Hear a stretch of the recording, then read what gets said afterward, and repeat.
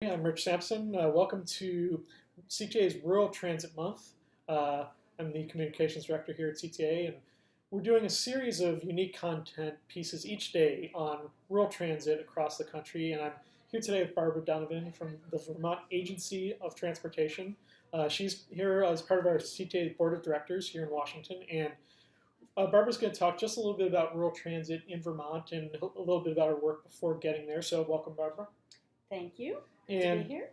First of all, just tell us a little bit what you do at the Vermont Agency of Transportation.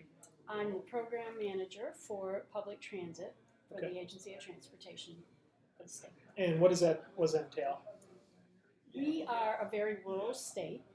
We have one small urban, and that is a direct recipient. But other than that, and we do fund them with other money as well. Right. So we handle all the transportation, public transportation in the state, and we're really charged with leadership of the whole program, but we also have 4 pieces of statute, one of which is to relieve congestion, to provide mobility to those who need it, to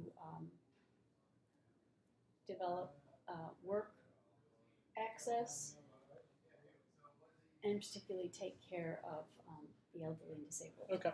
I'm sorry, to build business. Build business. To build the economy. Yeah, so all those, certainly the last 3 are pretty traditional for rural transportation. Relieving congestion depends on the community, obviously. Now, Barbara, what did you do before you got to the Vermont Agency of Transportation? Before that, I ran the program in Maine for the Maine Department of Transportation. Okay.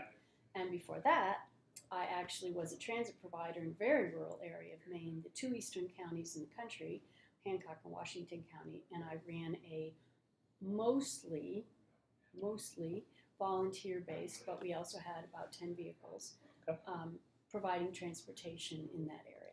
Yeah, so our members in Maine will definitely remember Barbara from her time there, and certainly some other folks across New England. So what's been the difference between running a transit program and administering them on behalf of the state? It was an eye-opener. Okay. One of the biggest things, and I'll just never forget this, is in operations, you're day-to-day. You're constantly trying to get that service delivered. But when you work for a state, you need to be thinking, or maybe even it's true for a much larger transit organization, but you need to be thinking 6, 10, 20 years out. Something that you don't usually have the luxury of doing in a small agency. You're just trying to get service on the street every day. Right. And so learning that whole legislative process and the bureaucracy, the state administration process, how politics may or may not affect it depending on the culture, makes a huge difference. And that took a while to adjust to. So, of the rural systems in Vermont, what kind of work are they doing in providing service in their communities, and then also how do you help them do that work? It's a really fascinating group of people, of agencies. They offer an entire spectrum of service, from volunteers that take your mom to the doctors, to through small demand response vehicles, to commuter vehicles, to city routes, and to actually commuter routes with luxury buses, city buses that run on the interstate. Sure. We also contract for a large amount of intercity service, so we have the spectrum. And your work at the agency is certainly distributing funding, also ensuring regulatory compliance, things like that. Do you do any training and technical assistance for the systems? We actually do. One of our staff members, Amy, is the RTAP coordinator. That's her specialty, and she has really worked to bring things like Smith training, to bring board training, which I think is really essential, and to put on what we do in northern New England is the Tri-State Conference, where each of the 3 states, Vermont, New Hampshire, and Maine, will host on alternate years and bring trainers that you really couldn't afford to bring for just your agency. Because you're putting them together. And Scott Bogren, our executive director, usually makes an appearance at that conference too. Yes, he's been very faithful. And I know Amy Rass too. She does a lot of great work that we all know about at CTAA too. So it's a very good team at the Vermont An excellent team. Excellent Very team. good. And Barbara, you mentioned just a few minutes ago, looking towards the future 5, 10 years from now. What does that mean? How have you? What do you think that you need to be looking at down the road for rural transit? Well, it's really not that far down the road. Sure. Actually, one of our staff members, Ross McDonald, runs what we call our Go Vermont program. Okay. And Go Vermont handles, it started out as the traditional van pull, carpool Right, the thing. TMA type. Right, but then it became the source for information on transit. Mm-hmm. And they just won a MOD grant, Mobility on Demand grant, where they're creating a service where you can access demand response. When you get into a rural area, fixed route really doesn't apply because you don't have the density of people. Right. So you're sending vehicles out and you're going to pick up this person and that person.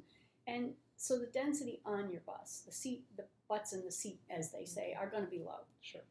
However, you've got all those. Instead of looking at it as a negative, you need to look at it as, look at all that service that is going into every single town Mm-hmm. in Vermont. Exactly. And so this will give people a way to look and say, well, yes, there's a fixed route bus at 7 in the morning that takes people to work, but there's also 5 demand response trips, either volunteers or small buses, that go back and forth all day. Sure. And if I could get on one of those, you might not do it every day, but you might use it on a day that you have to leave late for work and you can't carpool or right. that sort of thing. And it will just open up the whole world of Vermont to mobility. It kind of putting all the family of services together exactly. in an information. We hear the and phrase. And it's a waterfall list, right. First this, then that. Yeah, it kind of level of frequency and cost, perhaps. Exactly. Yeah, we hear about mobility as a service a lot, and people talk about AVs and things like that. But this is actually one way that transit kind of incorporates that mobility as a service, that we have a whole portfolio of options that meet your needs, not just, well, here it is, and good luck. Right. Mm-hmm. One of the things that we do in Vermont is the Go Vermont program actually has a call center. Okay. So if you're like, I'm in Richford and I don't know how to get to right. White River Junction, they can help you go through navigate those. Right, mm-hmm. right. And we have started working with 211, that's run by United Way, to do give some of that information as well for people that need a little more hand-holding.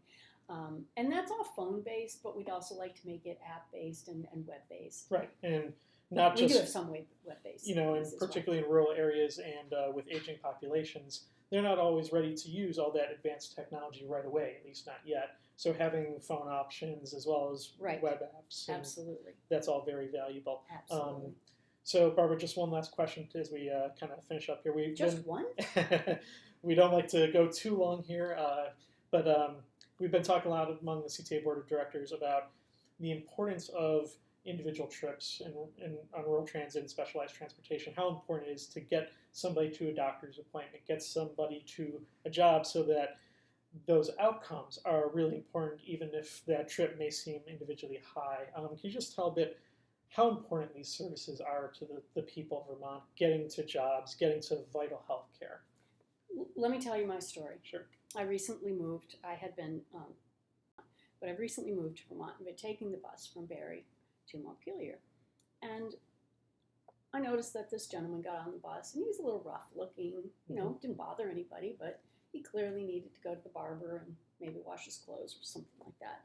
And he always got dropped off at this particular spot every day. He'd say, will you drop me off here? Will you drop me off here?